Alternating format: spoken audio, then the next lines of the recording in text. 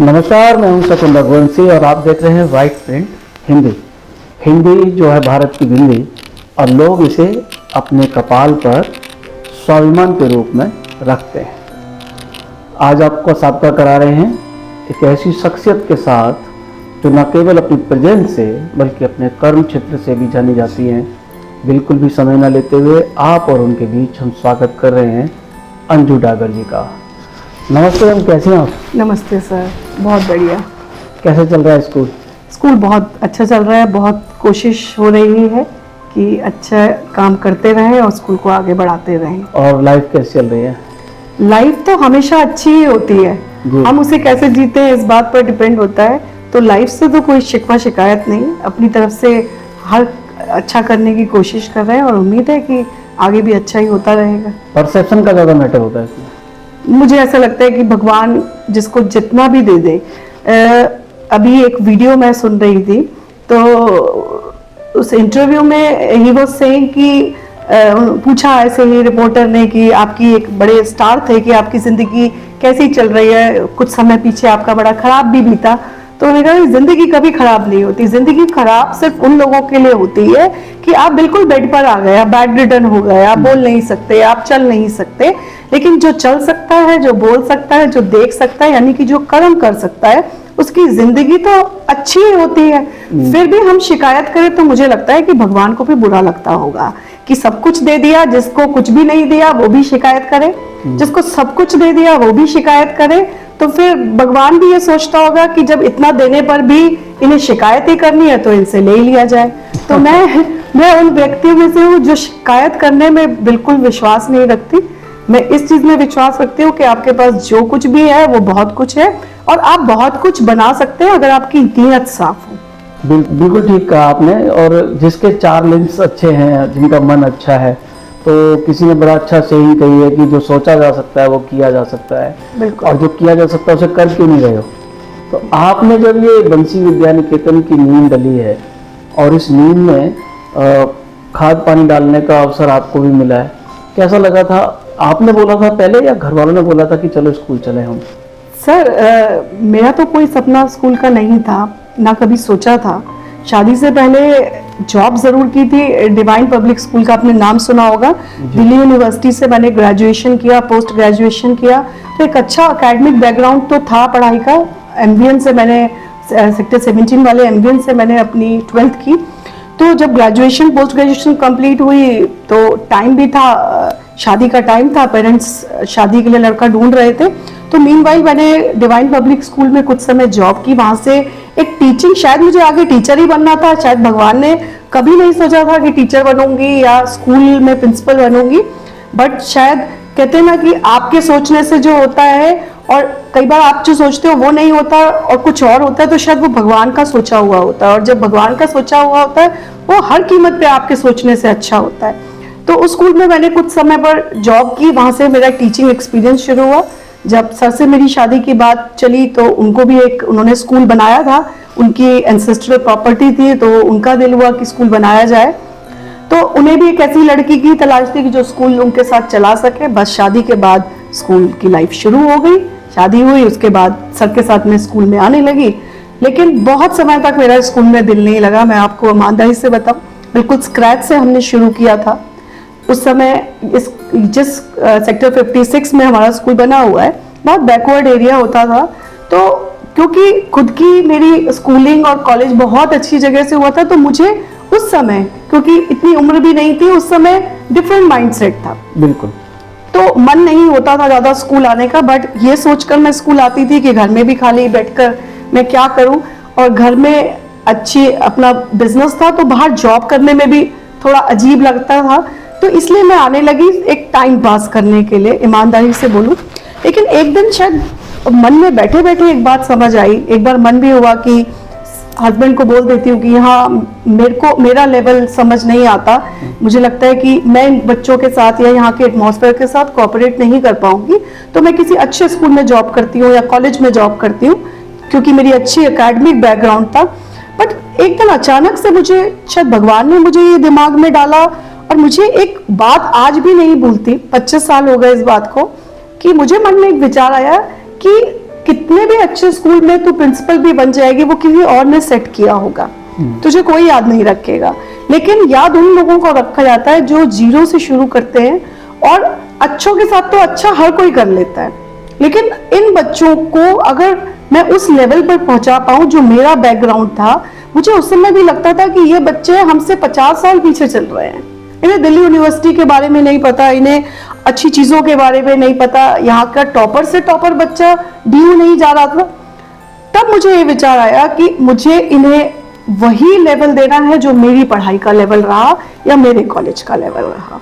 बस वहां से जर्नी शुरू हो गई कुछ करने की। एक सख्त प्रिंसिपल हैं या माँ वाली प्रिंसिपल है? वो भी फेजेस रहे। जब, क्योंकि उम्र आपको बहुत कुछ सिखाती है, एक्सपीरियंस आपको बहुत कुछ सिखाता है। पहले मैं बहुत सख्त प्रिंसिपल थी, मैं डांटने में, पिटाई करने में ज्यादा बिलीव करती थी। टीचर्स के साथ भी मेरा व्यवहार बहुत स्ट्रिक्ट था। मुझे ऐसा लगता था कि डांट से ही लोग सुनते हैं, पिटाई से ही बच्चे मानते हैं। बट जब मैं माँ के रूप में आई और जब मैंने अपने बेटे को भी बड़ा किया, और जब मैंने एज अ बच्चों की प्रॉब्लम देखी कि एज अ पेरेंट्स मैं उसको बेस्ट दे रही हूँ, फिर भी बच्चे अपनी तरीके से शरारत करते हैं, तो मेरा पर्सपेक्टिव समय के साथ चेंज हो गया। तब मैंने ये महसूस किया कि प्यार एक ऐसी भाषा है जिससे आप किसी भी व्यक्ति को, सब मैं आज भी हूँ, मुझे ऐसा लगता है कि स्टूडेंट और हमारा रिलेशनशिप पेरेंट और बच्चे जैसा ही होता है, स्टूडेंट और टीचर का भी। लेकिन माँ के साथ बच्चे का व्यवहार कुछ और होता है। टीचर के साथ अगर वो व्यवहार बच्चा करेगा या इतना लाइट लेगा टीचर को, तो वो शायद उससे कुछ सीख नहीं पाएगा। तो इसलिए अब जो स्ट्रिक्टनेस है वो थोड़ा दूसरे तरीके की है। अब मैं बच्चों को जहां जितनी लिबर्टी देनी होती है प्यार में उतनी देती हूँ। मैं पिटाई बिल्कुल नहीं करती है किसी बच्चे पर, मैं बहुत बरसों से मैंने हाथ नहीं उठाया है, और कोशिश ये रहती है कि जो डर है वो सिर्फ आंखों तक बना रहे और वो जल्दी ही बात को समझ जाए, और ऐसा समझ भी जाते हैं बच्चे। अच्छा, घर में किसके चलते हैं? घर में प्रिंसिपल आप हैं, नारायण सर हैं? मैं सर, मेरा पर्सपेक्टिव बहुत हस्बैंड वाइफ के रिलेशन को लेके या वुमेन एम्पावरमेंट को लेकर बिल्कुल अलग है बाकी लोगों से। मैं ये मानती हूँ कि घर में अगर दोनों व्यक्तियों की चलेगी तो घर कभी नहीं चल सकता। एक व्यक्ति को, जब हम अपने पेरेंट्स को भी देखते थे, और पहले घर बसते भी इसीलिए थे कि एक व्यक्ति का, चाहे वो घर की दादा है, दादी है, घर की सास है या पति है, एक व्यक्ति के हिसाब से अगर घर चलता है और सब उसकी समझते हैं, मानते हैं, तो जैसे कि आप कई नावों में अगर पैर रख के चलेंगे आप कहीं नहीं पहुंच पाएंगे। तो मैं उन पत्नी में से हूँ जो ये मानती है कि अगर मेरे हस्बैंड मेरे लिए कुछ सोच रहे हैं, परिवार के लिए कुछ सोच रहे हैं, तो वो सही होगा। हाँ, अगर मैं उनसे किसी बात को लेकर एग्री नहीं करती तो डिस्कशन होते हैं, चीज पर हम लोग बिल्कुल बैठकर बात करते हैं, और कई बार बात मनवानी होती है तो मनवा भी लेती हूँ, बट कोशिश मेरी यही रहती है कि सर की ही चले और उनकी बात में मानो। अब आप पर आरोप लगेगा मेरे पॉडकास्ट के बाद कि जो नारीवादी समाज है वो कहेंगे आप पैट्रियटिक समाज को आप पोषित कर रहे हैं, जबकि आप एक प्रोग्रेसिव वुमन हैं। सर, मैंने आपको बोला वुमेन एम्पावरमेंट को लेकर मेरे बहुत डिफरेंट विचार हैं। हर मन से जब मैं सुनती हूँ लोगों को, और औरतें बोलती हैं कि भाई लड़कों ने काम नहीं करते, लड़कियों से काम क्यों कराया जाता है, अगर हम बच्चे पाल रहे हैं तो अगर औरत काम कर रही, बच्चा पाल रही है तो आदमी को भी बराबर।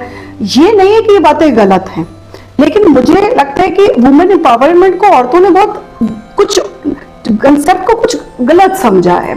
वुमेन एम्पावरमेंट का, देखिए एम्पावरमेंट क्या होती है, जहां पर आप कमजोर हैं उस चीज को पावरफुल किया जाए।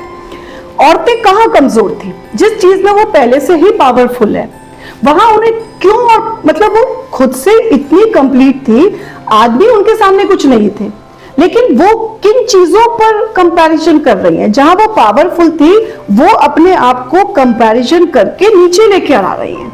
जैसे बात करें घर के काम करने की, औरतें काम करती थी, आदमी काम नहीं करते थे। वुमेन एम्पावरमेंट के नाम पर मैं ये नहीं कह रही कि ये सही है कि औरत को ही काम करना, आदमी को काम नहीं करना, लेकिन मैं स्कूल में भी बच्चों को एक बात सिखाती हूँ, कहीं डिस्कशन होता है तब भी एक बात बोलती हूँ कि आपके हस्बैंड काम नहीं करते क्योंकि उनकी माँ ने काम नहीं सिखाया, लेकिन आज आप माँ हो, आप जब आपने क्या किया, अपने बेटों को काम करना नहीं सिखाया बल्कि बेटियों को भी काम करने से रोक दिया। तो आज बेटा तो पहले से काम नहीं करता था, और बेटी को आपने वुमेन एम्पावरमेंट के नाम पर ये सिखा दिया कि तुम्हें भी काम करने की जरूरत नहीं, तुम भी कमाना और काम नहीं करना। अब ना लड़के को काम करना आता ना लड़की को काम करना आता। आपको क्या करना था वुमेन एम्पावरमेंट के लिए कि लड़कियों को तो करती ही आ रही थी काम, और आप भी इतनी क्षमता थी कि आप खुद अपना पेट भी भर सकते हो, 10 लोगों का और भी भर सकते हो। आपने उस कंपैरिजन में अपना पेट भरने लायक भी खुद को नहीं छोड़ा, काम सीखना ही छोड़ दिया। हम कंपैरिजन कर रहे हैं विदेशों से, फॉरेन कंट्रीज में जो बैलेंस है ना वो यही है कि लड़का भी उतना ही काम करता है, लड़की भी उतना ही काम करती है, क्योंकि उनकी परवरिश ही ऐसे हो रही है।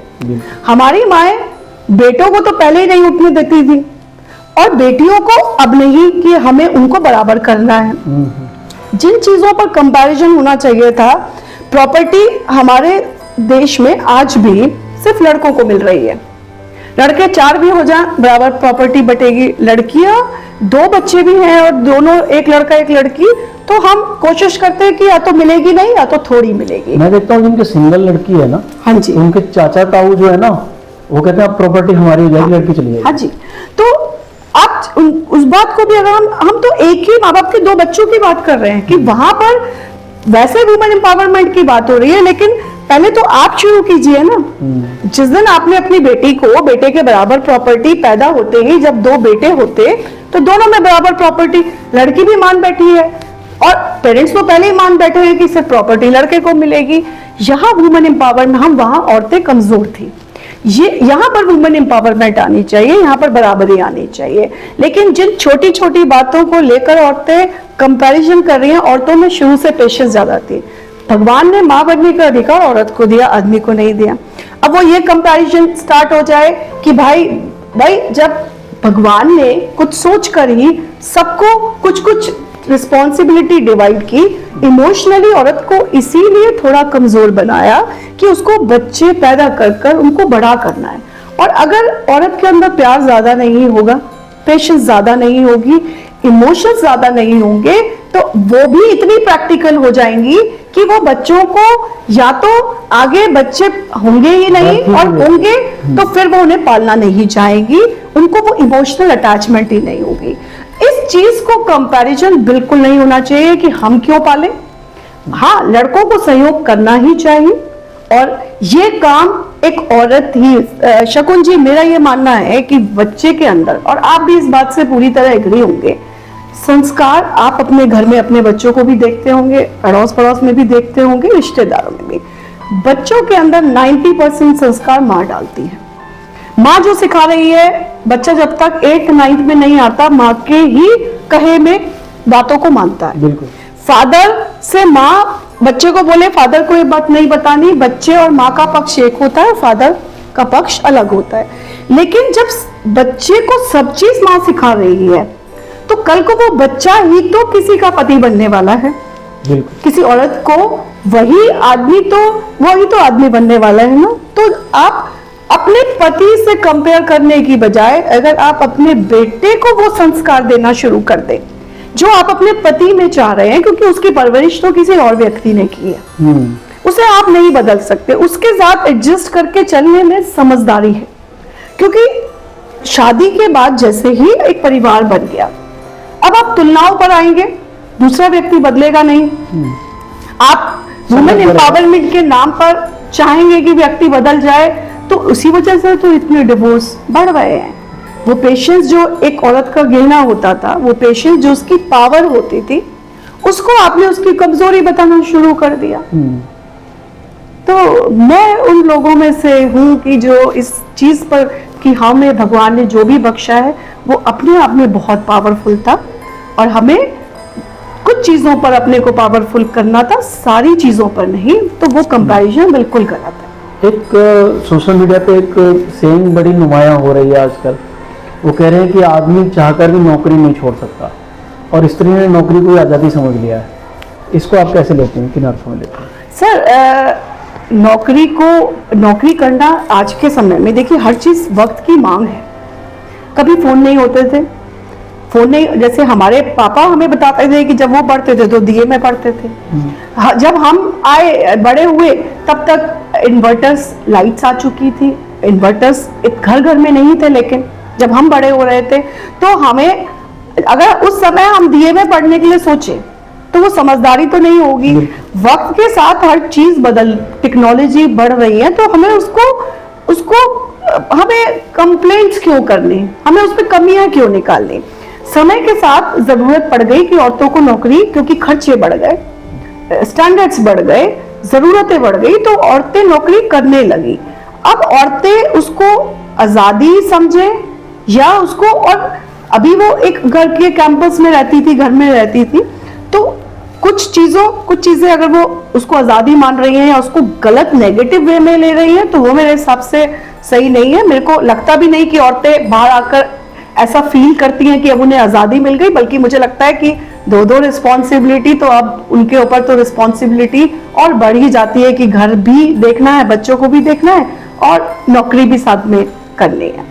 आपने बड़ा अच्छा बोला बीच में कि मोबाइल्स आ गए हैं। मोबाइल वक्त की ज़रूरत है, उन्होंने हमको ट्रिगर किया है, एक्सेलरेट किया है, सूचनाओं को गैदर करने में, एग्रीगेट करने में बड़ा मददगार साबित हो रहा है। लेकिन अभी आप देख रहे हैं कि मोबाइल एक हमारे लिए समस्या भी बनता जा रहा है। एज ए स्कूल पेरेंट आप कैसे देखते हैं मोबाइल को बच्चों के मामले में? सर, मोबाइल हर चीज़, मैंने अपने पहले इंटरव्यूज में भी कई बार इस बात को कहा, हर चीज़, आप किसी भी चीज़ को पकड़ लीजिए।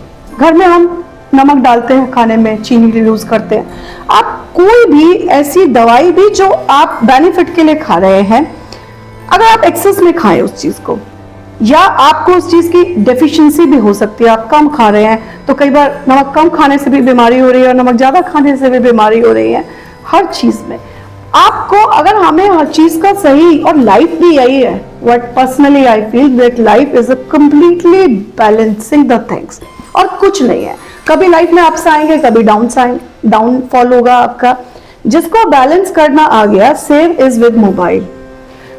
कोई चीज कर्ज है ही नहीं, उस चीज के अगर बेनिफिट आपको उठाने आते हैं, और उसके जो नेगेटिव, अब कल हमारे चीफ गेस्ट थे, गेस्ट ऑफ ऑनर गौरव ने बहुत अच्छी एक बात कही, आज पढ़ाने से ज्यादा पेरेंट्स को ये चीज देखने की जरूरत है कि पढ़ाई तो अपने आप आई जाएगी कि गलत चीजों से बच्चे बचें।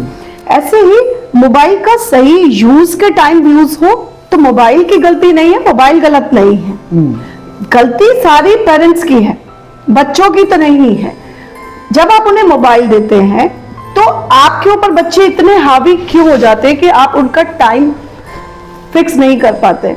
हम स्कूल में डेली चेकिंग होती है, रीजन ये कि बच्चे डिफरेंट तरीके का कुछ मिस यूज ना कर लें, कोई वीडियोस ना बना लें या कुछ और।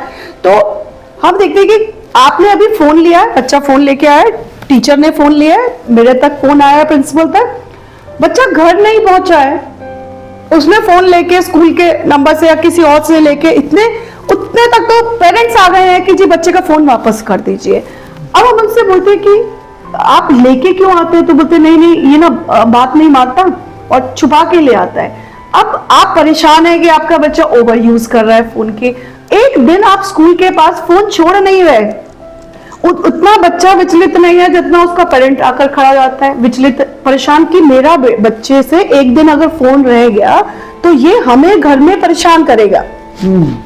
तो आप कितने डर चुके हो अपने बच्चों से कि आपको इतना दुखी कर देते हैं, क्योंकि आप दुखी होते हो।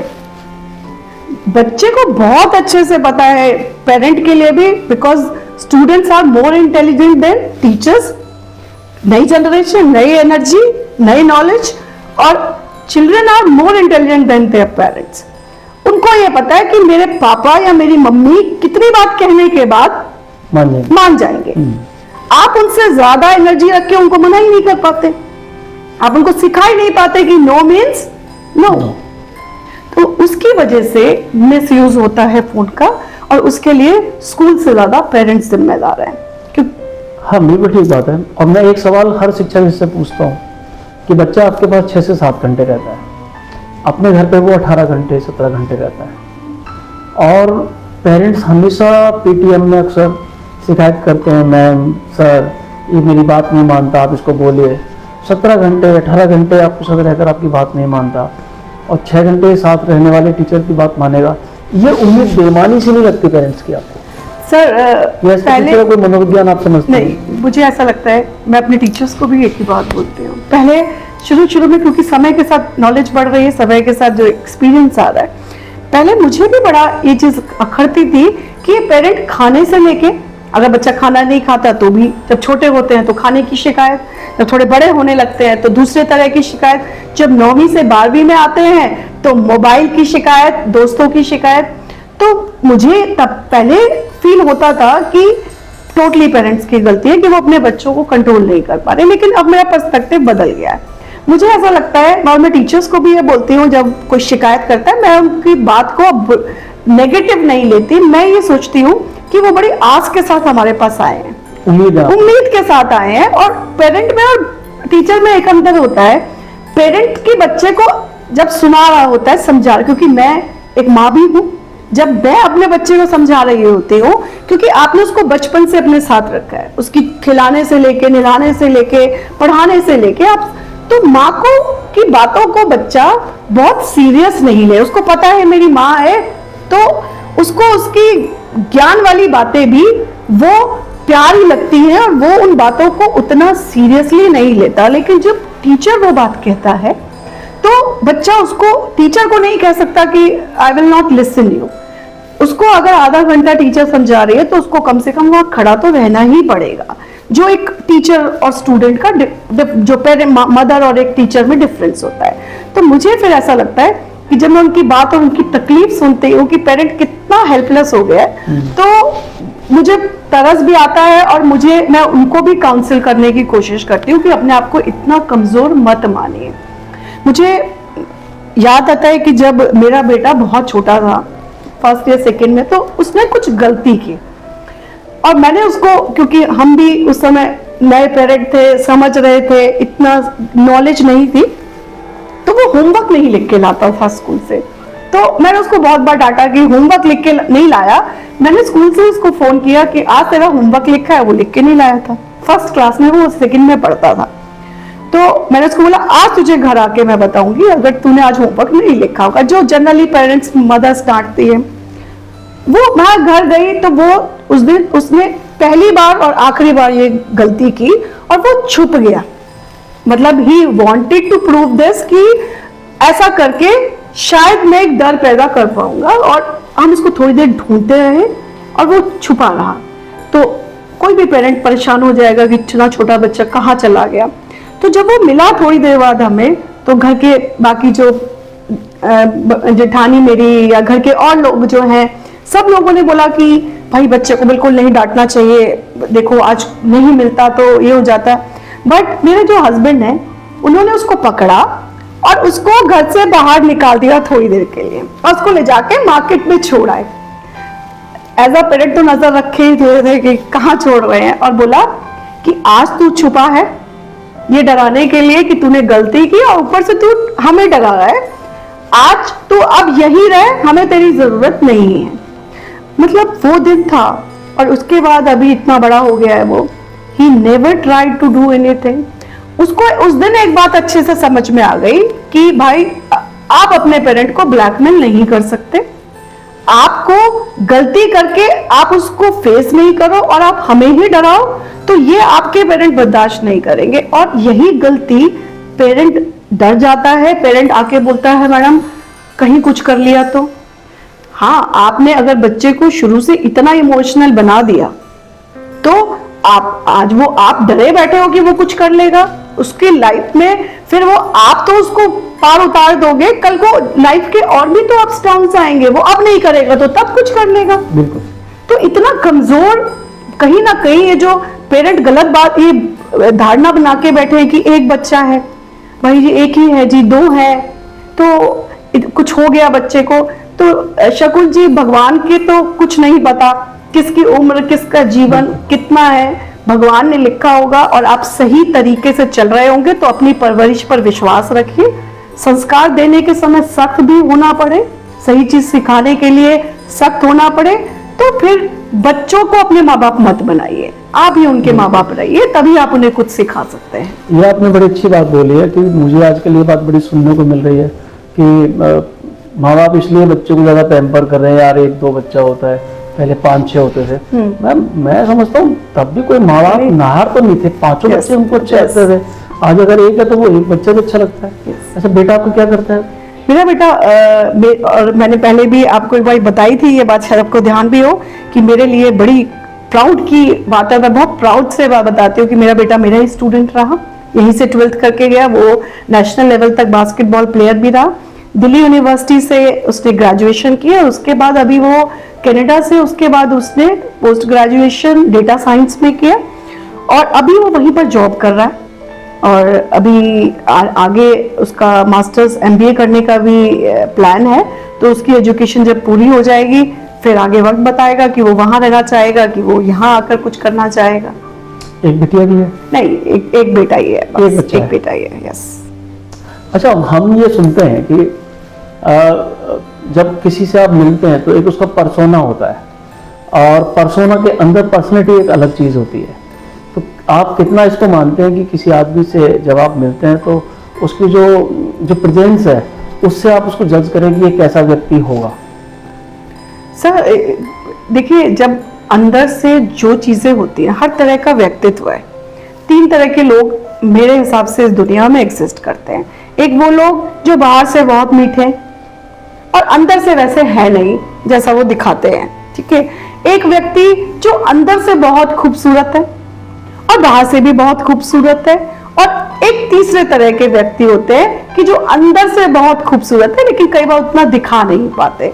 तो मुझे लगता है कि आप तीनों में से जो भी व्यवहार रखते हैं, जब आप अंदर से खूबसूरत होते हैं तो बाहर से आप खूबसूरत हो या ना हो, आप अंदर से भी खूबसूरत हैं और बाहर से भी आप लोगों से बहुत मीठा। तो ऐसे व्यक्ति ही चंद व्यक्तियों में काउंट होते हैं कि जिनके पास बैठकर वो प्यार महसूस होता है, वो वाइब्स महसूस होती हैं, वो अपनापन, खिंचाव महसूस होता है। जैसे दिनेश रघुवंशी जैसे लोग हैं कि बच्चों में बच्चे हो जाते हैं, बड़ों में बड़े हो जाते हैं। ऐसे बहुत सारे व्यक्तित्व हैं जिनके साथ बैठकर ही ऐसा लगता है कि कोई घर का व्यक्ति मिल गया हो, जिनके अंदर वो। और एक बड़ी अच्छी वो गाना भी है, मुझे याद नहीं आ रहा कि वो किस कवि ने लिखा, कवित्री ने लिखा है, और उसके ऊपर कई गाने भी अब बने हैं कि जो होते हैं खानदानी रईस, है ना, शबीना अदीब, मुझे एग्जैक्ट नाम नहीं आ रहा, शबीना जी के लिखा हुआ है कि जो खानदानी रईस होते हैं तो उनकी जो वाइफ्स होती हैं, तुम्हारा नरम रखते हैं मिजाज अपना। और आपका वो बता रहा है कि दौलत नहीं है। तो कितने लोग मैंने देखे हैं कि अभी कुछ पैसा आया नहीं है, अभी इतने रईस हुए भी नहीं है, लेकिन एक और बातों में एक और बड़ी अच्छी चीज मुझे दिमाग में आई, मैं वो जरूर दिमाग से निकले आपको बोलना चाहूंगी कि, और वो खासकर मैं पेरेंट्स के लिए बोलना चाहती हूँ। और मैं बहुत समय से एक प्लेटफॉर्म ढूंढ भी रही थी कि जहां से ये बात आप जरूर पेरेंट्स तक पहुंचे कि एक छोटी सी बात कि आज के पेरेंट कैसे बच्चा पालना चाहते हैं। वो कहते हैं कि हम ऐसे बच्चे पालना चाहते हैं कि जैसे, मतलब हम बोलते हैं ना हमारा राजा बेटा है, कि जैसे राजा का बेटा हो, हम ऐसे बच्चे पालना चाहते हैं। तो हम अपने बेटे को राजा की तरह और बेटी को राजकुमारी की तरह पालना चाहते हैं। लेकिन आप इतिहास उठाकर देख लीजिए, आप रामायण महाभारत, आप कुछ भी उठा लीजिए, आप महाराणा प्रताप पढ़ लीजिए, आप किसी भी बड़े योद्धा की जीवनी पढ़ लीजिए, राजाओं ने अपने बच्चे कैसे पाले। राजाओं ने जब उनकी एजुकेशन का टाइम शुरू हुआ तो राजाओं ने गरीबों की बच्चे पाले। उन्होंने गुरुकुल में बच्चे भेजे, बर्तन हमने देखा है, सीरियल्स में भी देखा है, सुना भी है, सुनते भी आ रहे हैं कि भगवान राम हुए और जब वो अपनी शिक्षा के लिए गए तो वहां बर्तन भी वो खुद साफ कर रहे हैं, कपड़े भी खुद धो रहे हैं, गुरु जी ऊपर बैठे हैं, बच्चे नीचे बैठे हुए हैं। और राजा पिता को भी गुरु के सामने बोलने का अधिकार नहीं था। राजा भी, चाहे उन्हीं के एरिया में वो गुरुकुल हो, लेकिन राजा भी गुरु की, बच्चों की गुरु की बात को पलटता नहीं था। तो राजा तो अपने बच्चों को ऐसे पालते थे, और हम राजा नहीं हैं तब भी हम अपने बच्चों को ऐसे पाल रहे हैं कि जैसे वो राजाओं के बच्चे हो, इसीलिए तो वो राजा बन नहीं पा रहे हैं। तो ये बहुत बड़ी शिक्षा पेरेंट्स को लेने की जरूरत है कि जब बच्चों का 6 से 7 साल वाला टाइम शुरू हो, जब एजुकेशन का टाइम शुरू हो, और 13-14 साल तक जैसे वो बच्चे गुरुकुल में रहकर सारा काम खुद कर कर पढ़ाई करते थे, माएं जो आज 14 साल के बच्चे को भी पानी बिस्तर पर दे रही हैं, वो माओं को समझना होगा कि जब कि आप भी थकती हो, आप भी नौकरी करती हो, वो समय अब नहीं है, वो करना भी नहीं चाहिए कि मेरे पास अगर ये है तो सब कुछ तू ले ले और मैं भूखी रहूं, ये जस्टिफाइड नहीं है। आप नौकरी कर रहे हो, आप घर से आ रहे हो, स्कूल से आ रहे हो या कहीं जॉब से आ रहे हो, आपका बच्चा स्कूल से आ रहा है, आप दोनों बराबर थके हुए हैं। बिल्कुल। तो आप ये मत सोचिए कि इसको पढ़ना है तो उसको कुछ काम नहीं कर काम करने से घर का किसी बच्चे की पढ़ाई में कोई भी हनन नहीं होता। तो माओ को ये बात ना दिल मजबूत करना पड़ेगा, और मुझे नहीं लगता कि कोई फादर बीच में इंटरफेयर करेगा। अगर माए 5-6 साल की उम्र से बच्चे को कम से कम पानी लाना, पानी का ग्लास रख के आना और छोटे छोटे काम सिखाना, लड़का हो या लड़की, सबसे पहले ये छोटी सी चीज जब तक आप शुरू नहीं करेंगे, आप बाकी कोई बदलाव ला ही नहीं सकते बच्चों में। अच्छा, आप तो बहुत अच्छी बात आपने सीख दी है पेरेंट्स को। मैं देखता हूँ कि आप जिस घर में आई हैं, आप जिस घर से आई हैं, दोनों घर संभ्रांत, पढ़े लिखे लोग, सुदृढ़ आर्थिक स्थिति वाले लोग हैं। आप यहाँ प्रिंसिपल हैं, डायरेक्टर हैं। आपका बड़ा एक फेमस है कि आप लोगों को सर्व करने में बड़ा खुश होकर महसूस करते हैं। आप चाहे तो स्कूल में तो ऑर्डर चला सकते थे, पर आप यहाँ पर लोगों को बड़ा अच्छे से खिला पिला कर भेजती हैं, और बहुत सुंदर सुंदर जब आपके यहाँ पर जब गेस्ट आते हैं तो उन्हें खाने की खुशबू से उनका मन भर जाता है। ये कैसे आप कर पाती हैं? वो जब सर कुछ चीजें मन के अंदर होती है ना, एक चीज समझ में आ गई जीवन में, 25 साल चाहे अभी कितना भी एक्सपीरियंस हुआ हो, बट हमारा प्रोफेशन ऐसा है कि मुझे लगता है कि भगवान चुन चुन के इस प्रोफेशन में लोगों को भेजता है, क्योंकि ये प्रोफेशन हार्डली कोई खुद से चुनता है। ये प्रोफेशन भगवान ही सबके लिए चुनता है, और इस प्रोफेशन में हर तरह के लोगों से डील किया, बच्चों से, बड़ों से, बुजुर्गों से, तो इतना जीवन में अनुभव के साथ, या शायद भगवान चाहता था दिल में ना, अब कुछ चीजों के लिए ज्यादा वो मतलब हर व्यक्ति के लिए मुझे ना उनमें ऐसा लगता है, और यही मैं अपने टीचर्स को, अपने स्टाफ को कहती हूँ कि हमारा सौभाग्य है कि कोई हमारे पास तक चल कर आया है, चाहे वो किसी भी वजह से आया है। और हम लोग चैरिटी करते हैं, बाहर जाते हैं, बड़े बड़े भंडारे लगाते हैं, कोई व्यक्ति चलकर आपके पास आया है और आप उसको जब वो, उससे बड़ा भंडारा क्या होगा कि कोई आपके पास स्वयं आया, आपके अतिथि। तो मैं हॉस्पिटैलिटी में बहुत बिलीव करती हूँ, और खुद बनाने में भी मैं आपको बताऊं, मेरे पियन कितने हो, काम करने वाले कितने हो, मैं कोई शर्म नहीं करती। मुझे जाकर खुद भी चाय बनानी हो, मुझे अपना सामान उठाकर बाहर गमला उठा के यहाँ से यहाँ रखना हो, मेरे को कभी ऐसा नहीं लगता कि मैं प्रिंसिपल हूँ तो मैं ये काम, मैं कपड़ा लेके डस्टिंग करनी होती है तो मैं पियोन की वेट नहीं करती, मैं खुद भी कर लेती हूँ। और यही चीज मैंने टीचर्स को सिखाई कि तुम अपनी क्लास में जाते हो, एक स्वीपर, 2 स्वीपर, जितने भी आपकी फ्लोर पे है, वो कितना काम कर देंगे। तो आप कम से कम अपने घर में भी तो आप करते हो, आप एक कपड़ा अपने पास रखो, अपनी टेबल पर खुद कपड़ा मारो। आप नहीं मारोगे तो बच्चों से कैसे कह दोगे? और हम फॉरेन कंट्रीज से कंपैरिजन करते हैं, और हम कर्म करना सिखा नहीं रहे। जिस जगह पर बैठ रहे हैं बच्चों को, उसको भी साफ करके बैठते हैं, नहीं सिखा रहे। तो जब मैं उन्हें सर ये शिक्षा दूंगी और खुद मैं एक गिलास पानी भी लेकर पीने की क्षमता नहीं रखूंगी, तो फिर मैं उनको वो, फिर आपने कहा ना कि कुछ लोग वो बाहरी दिखावे जो होता है ना, जो मन में नहीं होता, तो वो नकली चीज ज्यादा दिन चलती नहीं है। जो चीज आपके मन में है ना, आप वही बाहर दिखाएंगे तो दिल की बात दिल तक पहुंचती है। और गांधी जी के तो एक बड़ी फेमस कोट भी है कि योर हैप्पीनेस लाइज, कि जो आप बोलते हो, जो आप सोचते हो और जो आप करते हो, अगर उसमें हार्मनी है, उसमें सिमिलैरिटी है, तो ही you can be happy only. तो मुझे तो खुश रहना है, और खुशी, पता नहीं कितना जीवन बचा है, पता नहीं किस क्षण क्या हो जाए, तो मैं किस समय का वेट करूं कि कुछ अच्छे काम करने के लिए मेरे पास वक्त आएगा। मैं तो आज कोई ये मानकर चलती हूँ कि रात हुई तो मैंने अपना एक जीवन खत्म कर लिया, सुबह मेरा नया जीवन शुरू होता है, रात को वो जीवन खत्म होता है।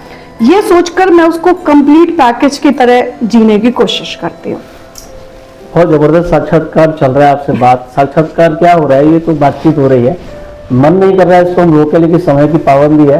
एक थोड़ा सा यू टर्न लेके सवाल पूछूं, हाँ जी। नारायण सर ने कुछ पका के खिलाया कभी आपको? नहीं सर, तो चाय भी बनाना नहीं जानते?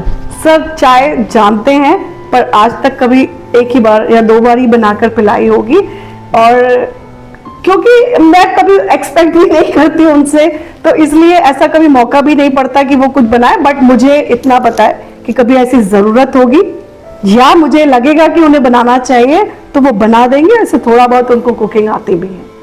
बहुत शानदार। आप सुन रहे थे अंजू डागर को, जो है प्रिंसिपल बंसी Vidya Niketan senior secondary school की। और आपको इस बातचीत में कैसा अपने लायक लगा, क्या आपका सुझाव है, आप मुझे इनबॉक्स कर सकते हैं, कमेंट कर सकते हैं। मैं हूं शकुन रघुवंशी, आप देख रहे थे वाइट प्रिंट हिंदी। आपने हमसे बात की मैम, बहुत बहुत शुक्रिया, बहुत बहुत धन्यवाद, आभार। आपका भी बहुत बहुत धन्यवाद। आपने हमें मुझे मौका दिया कि मैं अपने भावों को, और बहुत सारी बातें मेरे मन में बहुत समय से थी, मैं किसी प्लेटफॉर्म के जरिए पेरेंट्स को ये बात इकट्ठा बताना चाहती थी। बाकी समय समय पे लोग मिलते हैं, मैं ये बात उन्हें बताती भी हूँ, लेकिन आज आपके माध्यम से मुझे बहुत सारे लोगों से जुड़ने का मौका मिला। बहुत बहुत धन्यवाद। Thank you.